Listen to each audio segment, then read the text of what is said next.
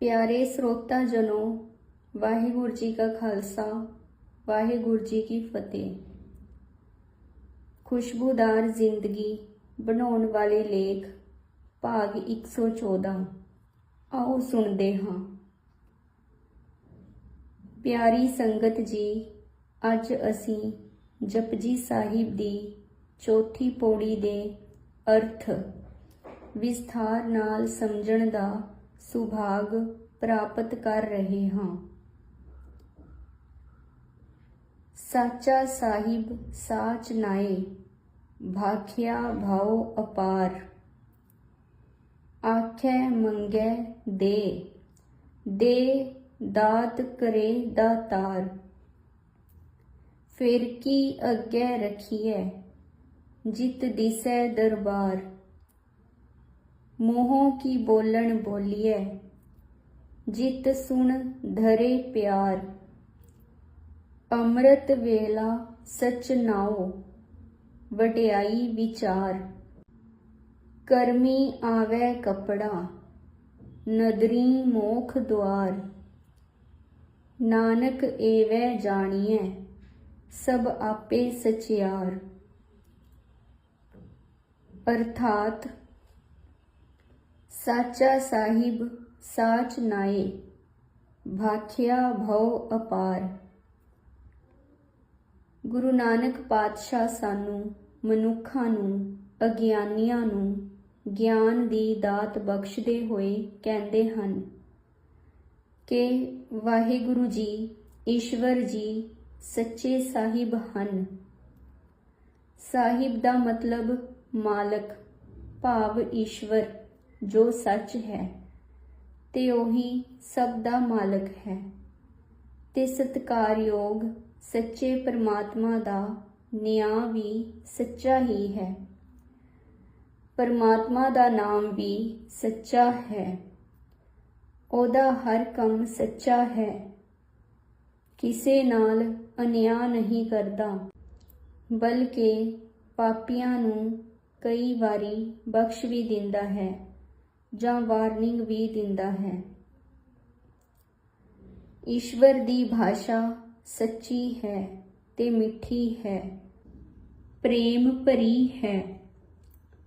उत्थों तक फैली हुई है जिथों तक सृष्टि है। अपार है, जिसदा कोई पार नहीं है, एंड नहीं है, अखीर नहीं है। सर्वव्यापक ईश्वर दा सारा कुछ सर्वव्यापक है, उसदे बोल भी सर्वव्यापक हन।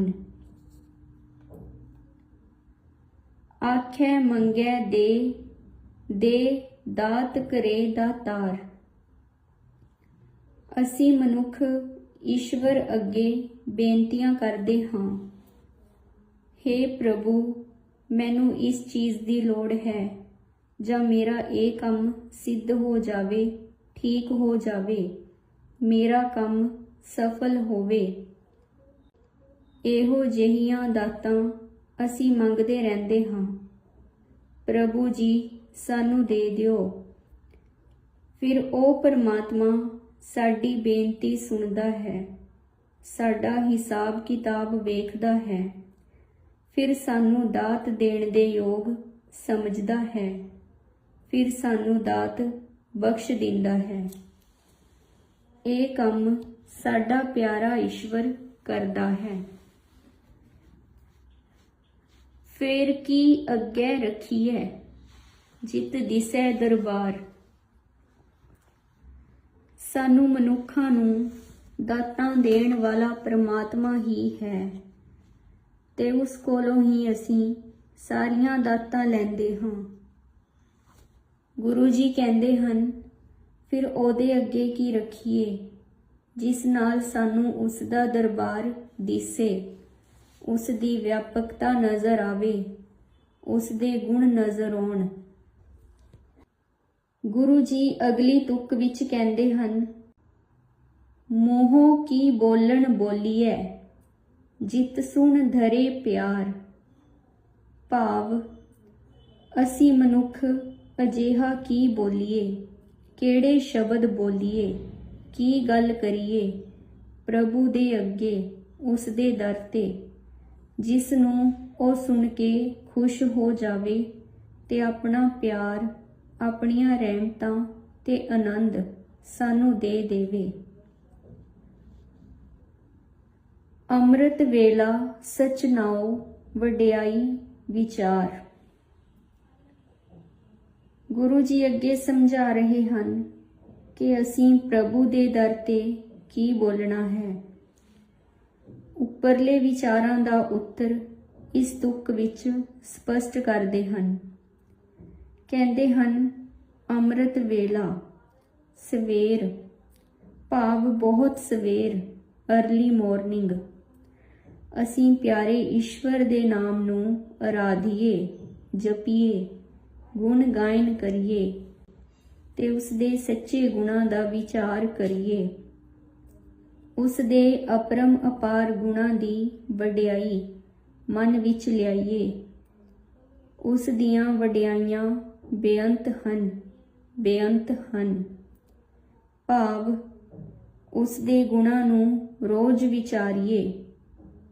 ਪ੍ਰਭੂ ਦੇ ਗੁਣ ਵਿਚਾਰਨ ਨਾਲ ਸਾਡੇ ਮੈਲੇ ਮਨ ਦੀ ਸਫਾਈ ਹੋ ਜਾਂਦੀ ਹੈ ਤੇ ਸਾਡਾ ਹੰਕਾਰ ਵੀ ਖਤਮ ਹੋ ਜਾਂਦਾ ਹੈ, ਕਿਉਂਕਿ ਅਸੀਂ ਪ੍ਰਭੂ ਦੀ ਵਿਆਪਕਤਾ ਦੇ ਅੱਗੇ ਇੱਕ ਕੀੜੀ ਜਿੰਨੇ ਵੀ ਨਹੀਂ ਹਾਂ। ਫਿਰ ਹੰਕਾਰ ਕਿਸ ਗੱਲ ਦਾ? ਇਸ ਗੱਲ ਦੀ ਸਾਨੂੰ ਸਮਝ ਪੈ ਜਾਂਦੀ ਹੈ। ਕਰਮੀ ਆਵੈ ਕੱਪੜਾ, ਨਦਰੀ ਮੋਖ ਦੁਆਰ।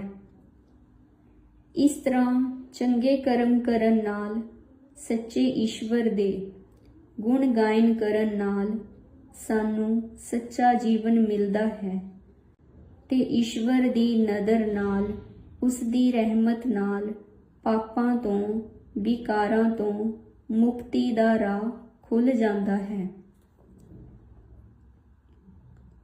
ਅੱਗੇ ਪੌੜੀ ਦੇ ਅਖੀਰ ਵਿੱਚ ਗੁਰੂ ਨਾਨਕ ਪਾਤਸ਼ਾਹ ਇਸ ਤਰ੍ਹਾਂ ਕਹਿੰਦੇ ਹਨ, ਨਾਨਕ ਏਵੈ ਜਾਣੀਐ ਸਭ ਆਪੇ ਸਚਿਆਰ। ਭਾਵ ਅਸੀਂ ਈਸ਼ਵਰ ਨੂੰ ਇਸ ਤਰ੍ਹਾਂ ਜਾਣਨਾ ਕਰੀਏ ਕਿ ਉਹ ਸੱਚ ਹੀ ਸੱਚ ਹੈ। ਉਸ ਦਾ ਕੀਤਾ ਹੋਇਆ ਕੰਮ ਸਭ ਸੱਚ ਹੈ। ਜਿਵੇਂ ਕਿ ਉਸ ਨੇ ਆਪਣੇ ਆਪ ਨੂੰ ਸੁੰਨ ਸਮਾਧੀ ਚੋਂ ਕੱਢ ਕੇ ਪ੍ਰਗਟ ਕਰ ਲਿਆ। ਫਿਰ ਸ੍ਰਿਸ਼ਟੀ ਦੀ, ਭਾਵ ਕੁਦਰਤ ਦੀ ਰਚਨਾ ਕਰ ਦਿੱਤੀ ਤੇ ਫਿਰ ਉਸ ਵਿੱਚ ਆਪਣੇ ਆਪ ਨੂੰ ਸਥਾਪਿਤ ਕਰ ਲਿਆ ਤੇ ਬੜੇ ਚਾਅ ਨਾਲ ਸਾਰੀ ਆਪਣੀ ਰਚੀ ਹੋਈ ਸ੍ਰਿਸ਼ਟੀ, ਭਾਵ ਕਿਰਤ ਨੂੰ ਉਹ ਬੜੇ ਹੀ ਆਨੰਦ ਪੂਰਵਕ ਦੇਖ ਰਿਹਾ ਹੈ।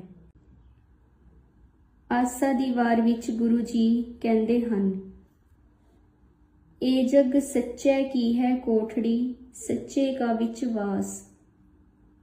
ਭਾਵ ਇਹ ਜਗ ਜੋ ਧਰਤੀ ਤੇ ਵਸ ਰਿਹਾ ਹੈ, ਉਹ ਸੱਚੇ ਪ੍ਰਭੂ ਦਾ ਘਰ ਹੈ ਤੇ ਉਸ ਵਿੱਚ ਉਹ ਆਪ ਬੈਠਾ ਹੋਇਆ ਹੈ।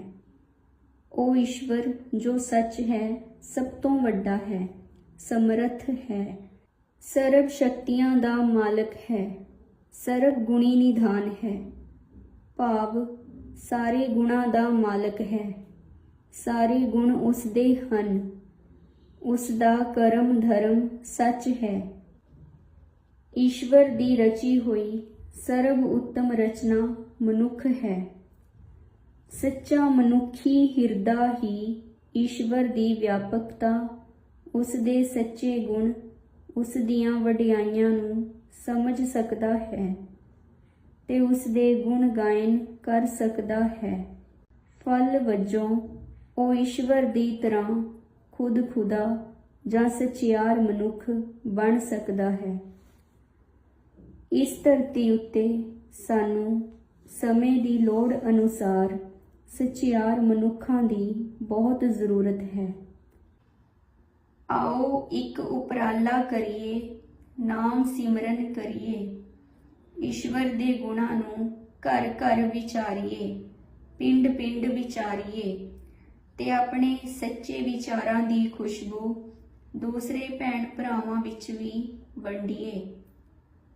ਸਾਰੀ ਪੌੜੀ ਵਿੱਚ ਗੁਰੂ ਜੀ ਨੇ ਈਸ਼ਵਰ ਨੂੰ ਸੱਚ ਤੇ ਉਸ ਦੇ ਸਾਰੇ ਕਰਮਾਂ ਨੂੰ ਸੱਚ ਤੇ ਉਸ ਦੀ ਕਿਰਪਾ ਵੀ ਸੱਚ ਦਾ ਵਿਖਿਆਨ ਕੀਤਾ ਹੈ।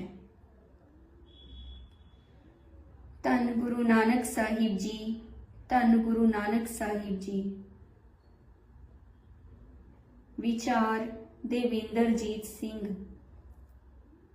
ਪਿਆਰੇ ਸਰੋਤਾ ਜਨੋ, ਨਿਰੋਲ ਸੱਚ ਦਾ ਗਿਆਨ ਟੀਵੀ ਚੈਨਲ ਜੋ ਸੱਚ ਦੇ ਪ੍ਰਚਾਰ ਲਈ ਹੈ, ਇਸ ਨੂੰ ਰੋਜ਼ਾਨਾ ਸੁਣੋ ਜੀ। ਆਪਣੇ ਮਿੱਤਰਾਂ, ਰਿਸ਼ਤੇਦਾਰਾਂ ਅਤੇ ਜਾਣਕਾਰਾਂ ਵਿੱਚ ਇਸ ਚੈਨਲ ਨੂੰ ਵੱਧ ਤੋਂ ਵੱਧ ਸ਼ੇਅਰ ਕਰੋ ਜੀ ਤੇ ਸਬਸਕ੍ਰਾਈਬ ਵੀ ਕਰੋ ਜੀ। ਸੱਚ ਦਾ ਗਿਆਨ ਵੰਡਣਾ ਪਰ ਉਪਕਾਰ ਹੈ। ਵਾਹਿਗੁਰੂ ਜੀ ਕਾ ਖਾਲਸਾ, ਵਾਹਿਗੁਰੂ ਜੀ ਕੀ ਫਤਿਹ।